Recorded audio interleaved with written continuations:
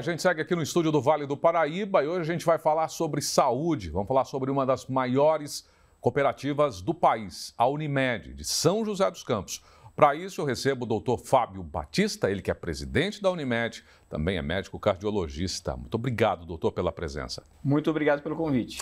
Medicina esportiva, médico cardiologista. Há quanto tempo o senhor já atua nessas áreas, doutor? Cuidar bem do nosso coração, né? Desde 1990. Eu inicialmente fiz a especialização em cardiologia, aí posteriormente, já há cerca de 20 anos, em medicina esportiva. O que te levou a ir para essa área do coração? É muito curioso porque eu nunca disse que faria medicina, eu sempre disse que faria cardiologia, desde bem jovem. Já era a ideia do senhor? Talvez inspirado até num tio meu que é cardiologista, e enfim, eu olhava, né, e admirava muito o que ele fazia. E aí acho que foi uma inspiração para que aí sim eu seguisse essa carreira. O que é o principal problema do coração, doutor? Que a gente vê muita gente tendo infartos, né? E cada vez mais jovens. Bom, você perguntou qual o principal problema. O principal problema é o infarto. É o infarto. Só que o infarto em si, ele tem fatores de risco, que são condições que, quando presentes, aumentam a chance de você desenvolver doença. Esses fatores de risco são muito bem conhecidos. Por exemplo, hipertensão arterial, colesterol elevado, o cigarro, obesidade, muito relacionada a diabetes. Então, esses fatores de risco, quando presentes, aumentam a chance dessa doença chamada infarto, que é a principal doença do coração. O sedentarismo, então, ele é um fator de risco sério. Perfeito. Faltou falar do sedentarismo, né?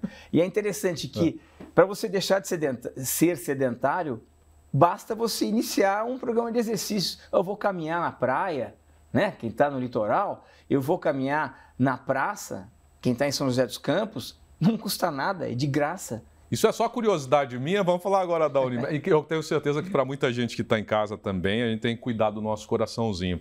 Doutora, a Unimed, como é que o senhor chegou, né? O senhor hoje é presidente, segundo mandato, uma cooperativa que tem, o senhor estava me contando, 114 mil pacientes que são cuidados pelos médicos da Unimed.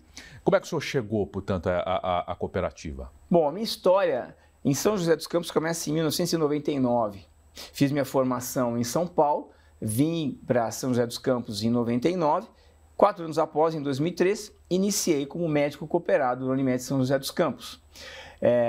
Fiquei desta maneira, ainda atuo no consultório, quase que diariamente, atendendo os meus pacientes. Antes de ir para a Unimed, o senhor está ali atendendo? Sim, todas as manhãs.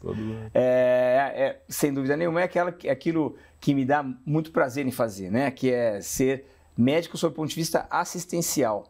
A minha paixão pela gestão começou quando eu fui convidado, há cerca de 10 anos atrás, para ser diretor da Unimed. Entrei numa diretoria, fiquei por 4 anos, como você mesmo disse, aí fui eleito presidente e estou hoje na minha segunda gestão, no segundo ano da minha segunda gestão como presidente da Unimed de São José dos Campos. Como é que é gerir, doutor, essa cooperativa tão grande, né? 114 mil pessoas é muita coisa. É muito maior do que muitas cidades, né, aqui do Vale do Paraíba. É fundamental que você tenha uma equipe profissional. Primeiro, uma diretoria muito bem formada. Os diretores todos são médicos. E todos os médicos hoje da diretoria são pós-graduados em gestão. Então, esse é o primeiro aspecto. Você tem que ser profissional naquilo que você faz. Então, se você optou por ser um médico que vai atuar numa gestão de uma cooperativa médica e de uma operadora de saúde, você obrigatoriamente tem que estudar para isso. Embaixo, nós estamos falando do nível estratégico. No nível tático, então no nível estratégico eu tenho os meus diretores e meu conselho de administração, todos formados em gestão. No meu nível tático eu tenho uma gerência executiva profissional. Então hoje, se você não tiver profissionais formados na área, você dificilmente terá sucesso na sua gestão. E aí, é claro, né, chega até a nossa operação, o nível operacional. Então, toda essa comunicação ela é desenhada por um planejamento estratégico, com um mapa estratégico muito bem definido, com seus objetivos estratégicos definidos e com uma comunicação muito bem feita entre todos esses níveis, estratégico, tático e operacional. Para atender esse grande número de pessoas, existe, eu imagino, um grande número de médicos que são parte aí da cooperativa. Existe um número de profissionais que atendem essas pessoas aqui? nós temos na sociedade, é uma cooperativa, nossos sócios são cerca de 705. Agora, nós tivemos novos cooperados entrantes nesse mês, por coincidência, então nós vamos atingir quase 800 médicos cooperados. Então, esses médicos cooperados estão distribuídos por toda a nossa área de atuação. Essa área de atuação, portanto, são os locais onde os nossos beneficiários, segundo a Agência de Saúde Suplementar chama, nós chamamos de pacientes, né? Então, os nossos pacientes são atendidos em toda a nossa área de atuação por esses médicos cooperados. Eu sou paciente da Unimed, mas graças a Deus uso muito pouco, né? Só para fazer exames, para ver se está tudo bem. E como é que é a estrutura hoje, doutor? Eu utilizo geralmente os laboratórios, enfim, que fazem as coletas todas e usei alguma vez ali no centro. Hoje, como é que é a divisão de hospitais aqui na cidade? Bom, nós temos 3 hospitais. Nós temos um hospital em São José dos Campos, um hospital em Caraguatatuba. Nós temos prontos atendimentos. Os prontos atendimentos estão distribuídos em Caraguatatuba, São José dos Campos e Jacareí. Aí nós temos os nossos consultórios, nossa área de atuação, como a gente acabou de citar, onde os nossos médicos cooperados atendem. Nós temos unidades que fazem atendimentos específicos, como, por exemplo, um centro de atendimento ao transtorno espectro autista em Jacareí, em São José dos Campos. Nós temos nossos laboratórios, nossa unidade analítica certificada, inclusive, por um selo chamado PALC, que é Acreditação de Laboratórios Clínicos, e temos locais onde nós colhemos os exames, unidades coletoras. Então, nós temos unidade analítica e é onde nós coletamos os exames de sangue. O senhor me disse agora há pouco sobre o uso de tecnologia, né, doutor? Até para que o paciente ele possa acompanhar ali, o médico também, o histórico desse paciente, quando ele chega à Unimed, os exames, consultas. Tudo isso ajuda muito a entender um pouco quem é o paciente de vocês, não é? Todas as áreas onde nós atuamos, nós estamos falando especificamente da saúde, mas qualquer área hoje, os dados são extremamente importantes. Claro que os dados que nós utilizamos dos nossos pacientes, os dados pessoais que ele tem, são importantes, mas eu me refiro aos dados assistenciais. Esses dados assistenciais, como, por exemplo, resultados de exames laboratoriais, resultados de exames de imagem, diagnósticos que porventura tenham sido feitos quando ele procura as nossas redes de atendimento, tudo isso hoje fica num repositório de dados. Esse repositório de dados é uma maneira com que o médico tem de acessar, numa primeira consulta, toda a jornada histórica do paciente. Isso contribui de maneira expressiva para que a gente consiga fazer predição, que é identificar quais são os grupos de pacientes que provavelmente venham ter eventos no futuro e corrigi-los anos antes desse evento.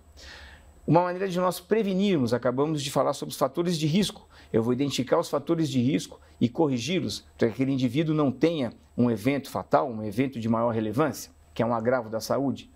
Ao mesmo tempo, eu consigo fazer com que esse tratamento seja personalizado. Eu vou conseguir saber o que, de maneira individual, individualização, é a centralidade do atendimento, é colocar esse paciente no centro do cuidado. E, ao mesmo tempo, eu empodero o paciente, eu dou informações para que ele participe do seu tratamento. Então, eu gostaria que ele entrasse no meu consultório, porque os dados estão no seu celular, no aplicativo da Unimed São José dos Campos. Esses dados, ele entra no consultório e me pergunta hoje, doutor, meu exame de sangue não está bom, o que eu tenho que fazer? Ele participa do seu atendimento. Doutor, o senhor está no seu segundo mandato, né? Pegou aí, imagino, então, pela minha conta, pandemia, que foi difícil demais em relação à Covid. Vai seguindo aí para os 2 últimos anos de mandato como presidente. O que o senhor acredita que vai deixar como legado aí, como presidente da Unimed, seja para o cooperado, né, esses quase 800, ou então para esses 114 mil pacientes? Nós passamos pela maior emergência sanitária dos nossos tempos.